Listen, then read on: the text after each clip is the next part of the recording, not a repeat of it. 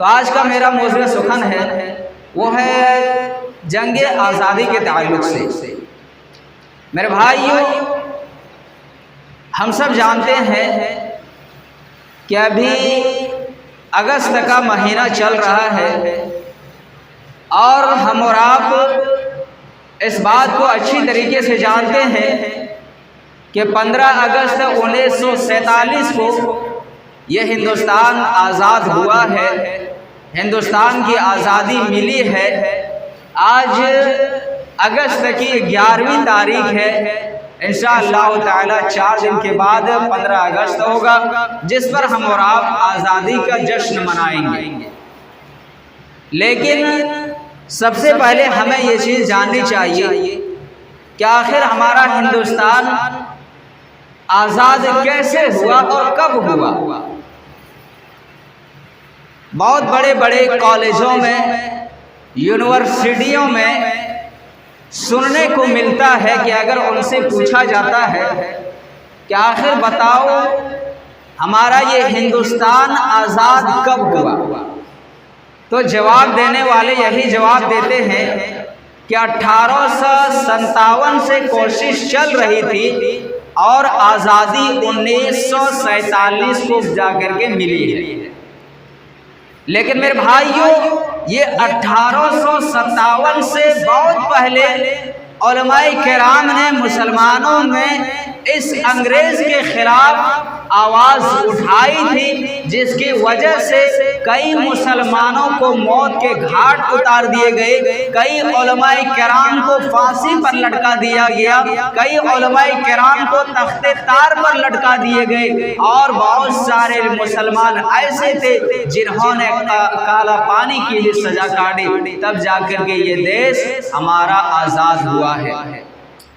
آج کل بس کچھ گنے چنے نام یاد کرا دیتے ہیں اور انہی کا نام لیا جاتا ہے کہ انہی کی وجہ سے ہمارا یہ ہندوستان آزاد ہوا ہے۔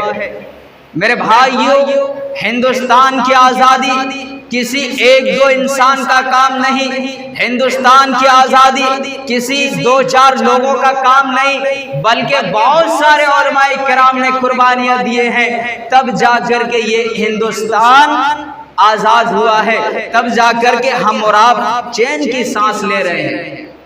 اور انگریز یہاں 1 دن نہیں، 2 دن نہیں، 2 سال نہیں، 4 سال نہیں، بلکہ پورے 200 سال تک انہوں نے یہاں حکومت کی ہے۔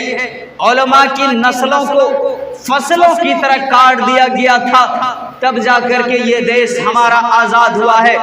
آپ جانتے ہیں، میں آپ کو تاریخ بتلاتا ہوں کہ سب سے پہلے انگریز نے یہاں قدم کب رکھا تھا۔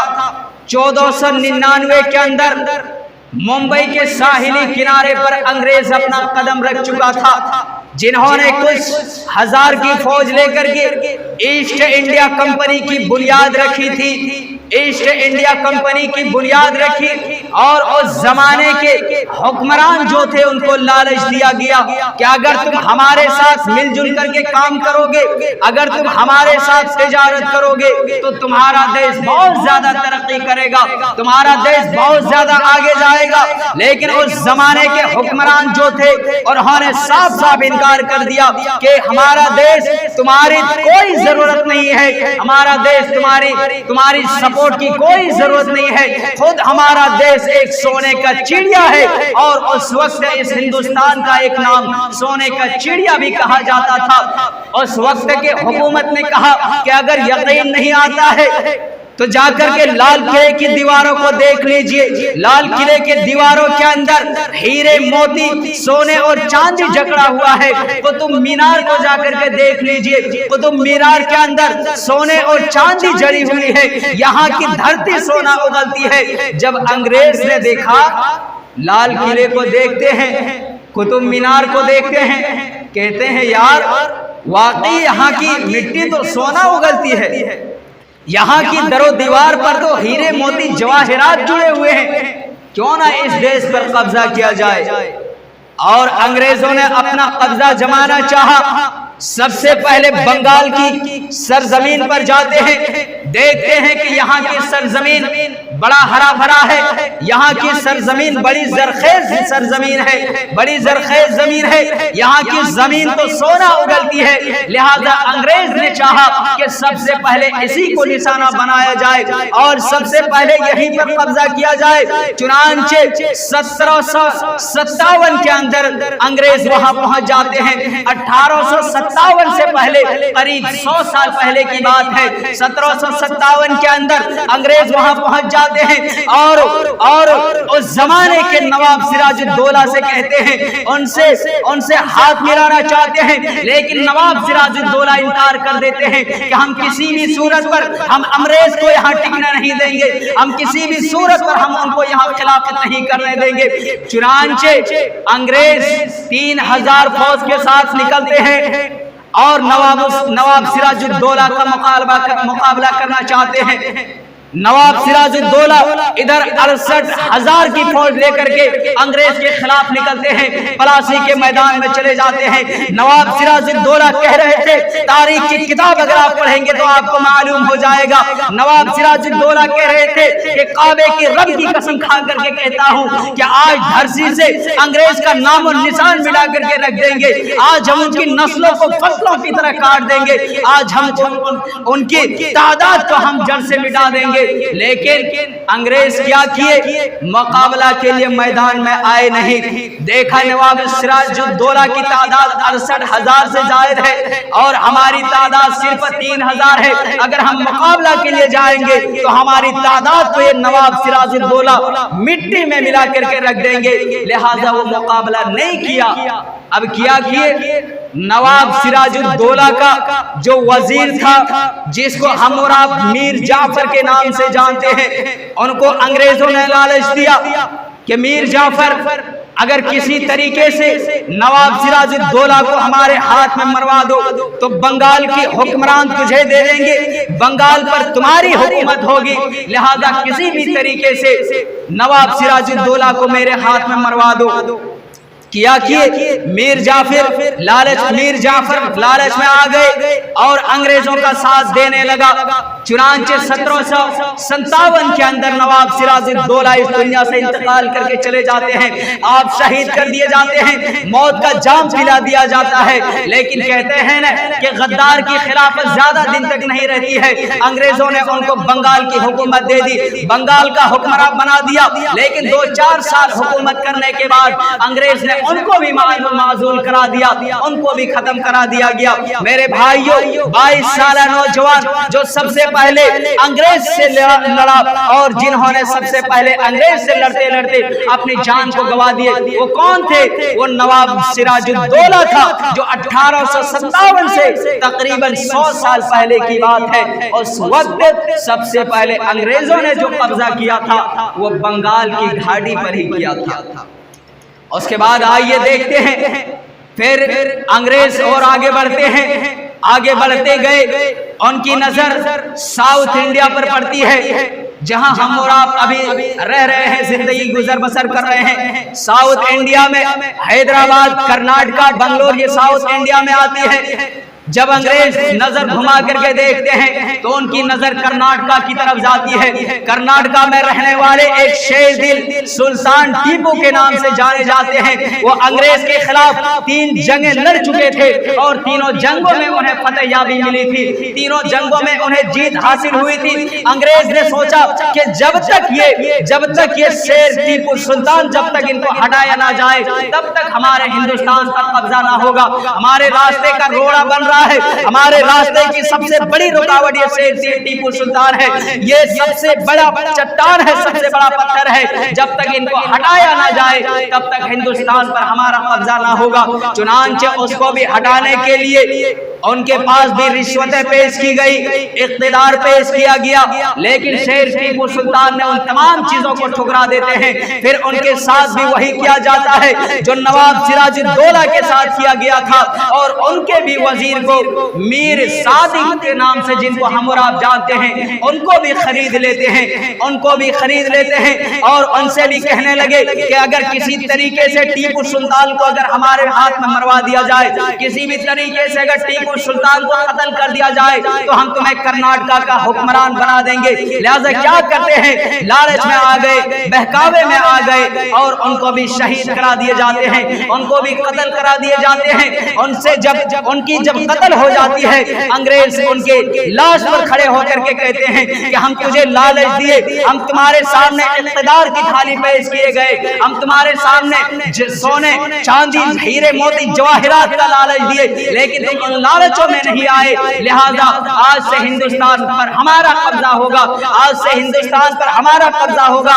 اس وقت شیر ٹیپو سلطان نے کہا تھا کہ ہم چاہے پوری دنیا ایک طرف ہو جائے، لیکن ہم کبھی بھی تمہارا ساتھ نہیں دیں گے، ہم کبھی بھی تم سے ہاتھ نہیں ملائیں گے، اور تنہا لڑتے ہیں، کافر ان انگریزوں سے لڑتے لڑتے شہید کر دیے جاتے ہیں۔ اس وقت شیر ٹیپو سلطان اپنے زبان سے جو جملے ادا کرتے ہیں، کہتے ہیں کہ شیر کی ایک دن کی زندگی بہتر ہے گیدڑ کے 100 سالہ زندگی سے، اور یہ جملہ کہہ کر کے وہ انتقال ہو جاتے ہیں، مر جاتے ہیں، جام شہادت پی لیتے ہیں۔ اور جب وہ انتقال ہو جاتا ہے تو انگریز کا گورنر جنرل ہارس ان کے پاس کھڑے ہو کر کے کہتے ہیں کہ آج سے ہندوستان پر ہمارا قبضہ ہوگا، اور 1799 کے اندر شیر ٹیپو سلطان سری رنگا پٹنم میں انتقال کر جاتے ہیں، جام شہادت پی لیتے ہیں۔ میرے بھائیوں، آج بات کی جاتی ہے تاریخ کی، صرف 1857 کے بعد کی علماء کرام کی قربانیوں کو بھلا دیا گیا ہے، مسلمانوں کی قربانیوں کو بھلا دیا گیا ہے۔ تاریخ آپ اٹھا کر کے دیکھ لیجئے، تاریخ آپ پڑھ کر کے دیکھ لیجئے، آپ کو معلوم ہو جائے گا کہ سب سے پہلے انگریزوں کے خلاف بغاوت کرنے والا، سب سے پہلے انگریزوں کے خلاف کھڑا ہونے والا، سب سے پہلے ہندوستان کا جھنڈا بلند کرنے والا کوئی اور نہیں، یہ مسلمان ہی تھے۔ لیکن آج ان کی تاریخ کو بھلا دیا گیا ہے، آج ان کی تاریخ کو مٹا دیا گیا ہے۔ آج ہمیں ضرورت ہے ان کی تاریخ پڑھنے کی اور لوگوں کو سنانے کی۔ لوگ کہتے ہیں کہ اس ہندوستان کے لیے علماء کرام نے کیا کیا ہے، مسلمانوں نے کیا کیا ہے۔ آئیے میں بتاتا ہوں تمہیں تاریخ کہ علماء کرام نے اس ہندوستان کے کیا کیا، اس ہندوستان کے لیے کیا کیے ہیں۔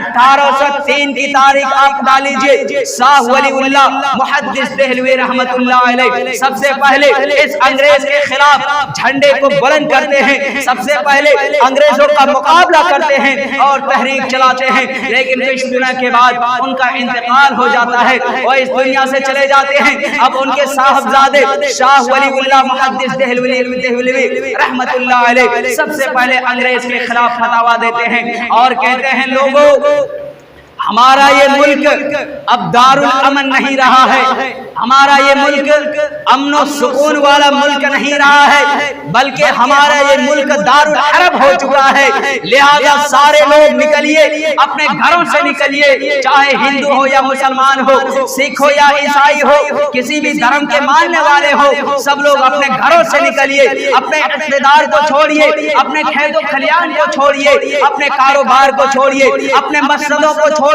اور اپنے جسم پر تلوار باندھیے، اپنے جسم پر ہتھیار کو سجائیے اور اس انگریز سے مقابلہ کیجئے، اس انگریز سے مقابلہ کیجئے۔ لہذا یہی نہیں، صرف فتاوی ہی نہیں دیتے ہیں بلکہ اپنے 2 شاگردوں کو تیار کرتے ہیں، شاہ اسماعیل شہید رحمت اللہ علیہ اور سید اسماعیل شہید رحمت اللہ علیہ، ان کو یہ ذمہ داری دے دیتے ہیں۔ لوگ گھوم کر کے نوجوانوں کو تیار کراتے ہیں، ان سے جہاد کرنا سکھاتے ہیں، اور جب فوج تیار ہو جاتا ہے، جب قافلہ تیار ہو جاتا ہے، فوج تیار ہو جاتا ہے تو سب سے پہلے نکلتے ہیں کہاں؟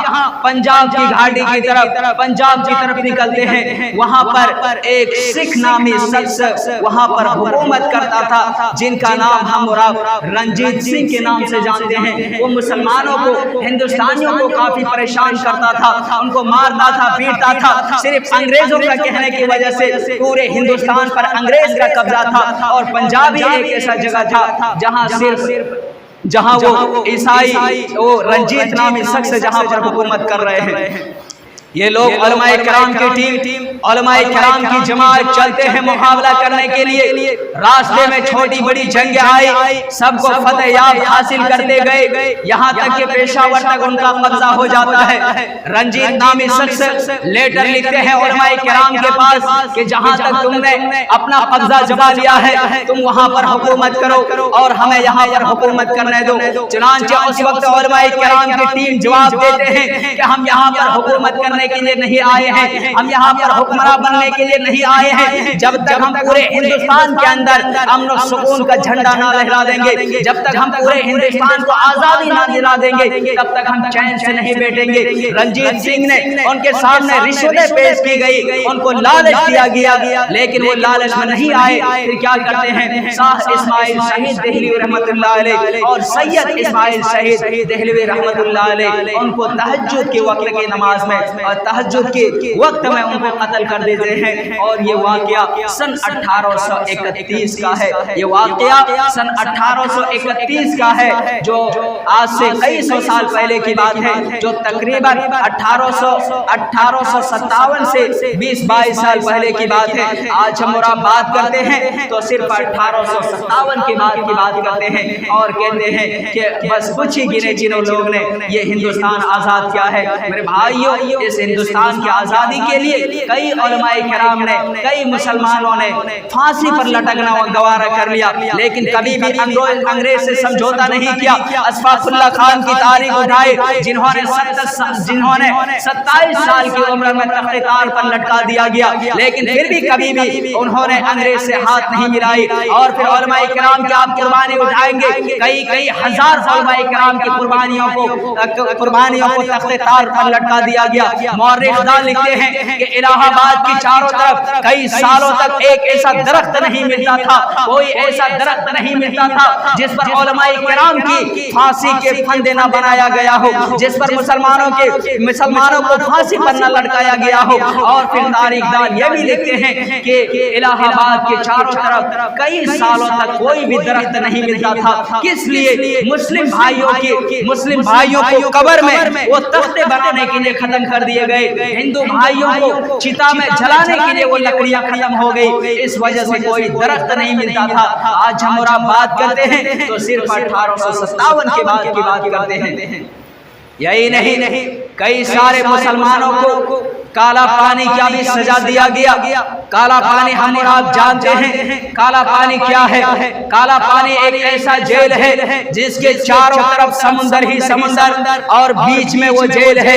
وہاں مسلمانوں کو قید کر کے رکھا گیا تھا، ان کو کافی کوڑوں سے مارتا تھا، کافی ان کو کوڑوں سے پیٹتا تھا، اور کھانے کے لیے گھاس پھوس دیا کرتا تھا، کھانے کے لیے گھاس پھوس کی سبزیاں دیا کرتے تھے۔ بیچارے بھوک کی وجہ سے کوئی کھا رہے ہیں، کوئی نہیں کھا رہے ہیں۔ کئی سارے لوگوں کی زندگی اسی کی وجہ سے تباہ ہو گئی اور بہت سارے لوگ موت کی نیند سو گئے۔ اگر کوئی شخص وہاں سے بھاگنے کی بھی کوشش کرتا تھا تو بھاگ بھی نہیں پاتے تھے، کیونکہ اس جیل کے چاروں طرف سمندر ہی سمندر اور بیچ میں وہ جیل ہے۔ لہٰذا اگر ایک دو قیدی اگر بھاگنے کی بھی کوشش کرتا تو اس زمانے کا جیلر جو تھا ان کو شریعام تخت تار پر لٹکا دیا کرتا تھا، ان کو شریعام پھانسی دے دیا کرتا تھا۔ لوگ کہتے ہیں، لوگ اس زمانے کے لوگ کہتے ہیں کہ جب اس زمانے کے لوگ کہتے ہیں کہ جہاں ٹوپی اور داڑھی والوں کو دیکھتا تھا، جہاں علماء کرام کو دیکھتا تھا، ان سے یہ نہیں پوچھا جاتا تمہارا قصور کیا تھا، تمہارا جرم کیا تھا، ان کو سرعام گولیوں سے بھون دیا جاتا تھا، ان کو سرعام گولیوں سے چھلنی کر دیا جاتا تھا۔ آپ لوگوں نے سنا ہی ہوگا جلیان والا باغ، اور یہ بات کہاں کہاں ہے؟ یہ بات امرتسر کے اندر ہے۔ اگر ہم اور آپ دیکھنا چاہیں تو ابھی بھی دیکھ کر ابھی جا کر کے دیکھ سکتے ہیں۔ اگر آپ وہاں نہیں جا سکتے، موبائلوں میں یوٹیوب کے اندر اگر آپ جلیانوالے باغ کی اگر آپ تذکرہ کرنا اگر آپ دیکھنا چاہیں گے تو آپ بخوبی موبائلوں کے اندر دیکھ سکتے ہیں۔ آج بھی انگریزوں نے جس دیوار کے اندر گولیاں چلائی تھی، جہاں انگریزوں نے ہندوستانیوں کو مارا تھا، قتل کیا تھا، جہاں گولیوں سے چھلنی کیا تھا، آج دیکھ سکتے ہیں یوٹیوب کے اندر، موبائلوں کے اندر آپ دیکھ سکتے ہیں کہ اس دیوار کے اندر ابھی بھی گولیوں کے نشانات بالکل ویسے ہی ویسے بنے ہوئے ہیں۔ میرے بھائیوں، یہ 1857 سے پہلے کی بات ہے، یہ 1857 سے پہلے کی بات ہے۔ اور جب 1857 کے بعد جب سارے ہندو مسلم سکھ عیسائی مل کر کے اس انگریز کے خلاف لڑتے ہیں اور 1947 کے اندر یہ ہمارا دیش بالکل پوری طریقے سے آزاد ہو چکا ہوتا ہے۔ لیکن میرے بھائیوں، اس ہندوستان کو آزاد کرنے کے لیے صرف لوگوں نے قربانیاں ہی نہیں دی، صرف اپنے جان کی قربانیاں نہیں دی، بلکہ جہاں جان کی ضرورت پڑتی تھی وہاں جان کی قربانی دی، اور جہاں مال کی ضرورت پڑتی تھی وہاں مال کی قربانی دی۔ ہم اور آپ جانتے ہیں حاجی عثمان سیٹھ کے نام، حاجی عثمان سیٹھ کے نام سے ہم اور آپ جان سکتے ہیں، جو کرناٹکا کے رہنے والے تھے۔ انہوں نے اس دیش کی آزادی کے لیے گاندھی جی کو 7,000 کروڑ روپے دیے تھے۔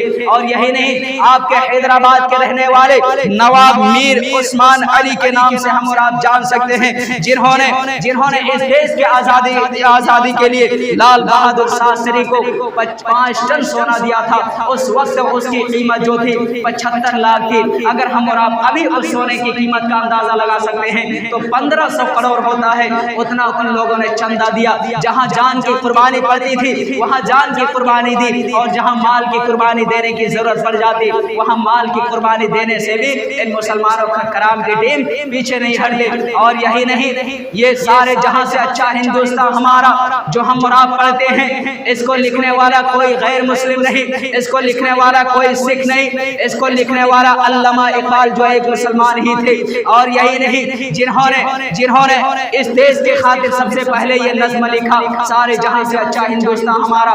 ہم اور آپ جو پڑھتے ہیں جن گن من ادینائک جے ہے، جو یہ ترانہ پڑھتے ہیں جو راشٹریہ گن ہے جس کو رویندر ناتھ ٹیگور نے لکھے ہیں، یہ کب لکھا گیا ہے؟ یہ 1950 میں لکھا گیا ہے۔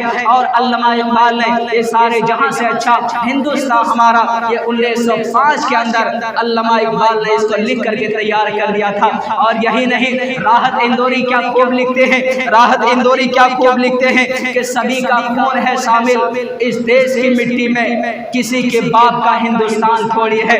بسم العظیم آبادی لکھتے ہیں، فروسی کی تمنا اب ہمارے دل میں ہے، دیکھنا ہے زور کتنا بازوئے قاتل میں ہے۔ اور یہی نہیں میرے بھائیوں، بہت سارے علماء کرام نے اس دیش کے لیے قربانیاں دیے ہیں، بہت سارے مسلمانوں نے اس دیش کے لیے قربانیاں دیے ہیں، لیکن آج ان کی تاریخ کو بھلا دیا گیا ہے۔ ضرورت ہے ان تاریخ کو یاد کرنے کی اور لوگوں کے سامنے ظاہر کرنے کی۔ آج کہتے ہیں کہ مسلمانوں نے اس دیش کے لیے کیا کیا ہے، آج مسلمانوں کو دہشت گرد کہا جاتا ہے۔ میرے بھائیوں، جس نبی نے وضو بناتے سمے اگر ایک لوٹا پانی زیادہ بہ جائے تو اس کو بھی جس نبی نے فضول خرچی کیا کہا ہو، بھلا وہ نبی کسی کے خون بہانے کو جائز قرار کیسے دے سکتا ہے؟ اللہ تبارک و تعالی قرآن مجید کے اندر ارشاد فرماتا ہے، من قتل نفسا بغیر نفس او فساد فی الارض فکانما قتل الناس جميعا، جس نے ایک انسان کو قتل کر دیا اس نے پوری انسانیت کو قتل کر دیا ہے، اور جس نے ایک منشیہ کی جس نے ایک انسان کی جان کو بچا لیا گویا کہ اس نے پوری انسانیت کو بچا لیا۔ بھلا وہ نبی دہشت گردی کی تعلیم کیسے دے سکتا ہے؟ آج ضرورت ہے علماء کرام کی قربانی کو یاد کرنے کی۔ آخر میں اللہ تبارک و تعالیٰ سے دعا ہے کہ ہم تمام مسلمانوں کو اس ہندوستان کے اندر، چاہے ہندو ہو، مسلم ہو، سکھ ہو، عیسائی ہو، کسی بھی دھرم کے ماننے والے ہو، سب کو امن و چین کے ساتھ رہنے کی توفیق عطا فرما۔ اس ہندوستان کو، ہندوستان کے اس دیش کو امن و سکون والا دیش بنا۔ ہم تمام مسلمانوں کو، ہم تمام لوگوں کو بھائی چارے سے رہنے کی توفیق عطا فرما۔ آمین۔ تقبل یا رب العالمین۔ وآخر دعوانا ان الحمد للہ رب العالمین۔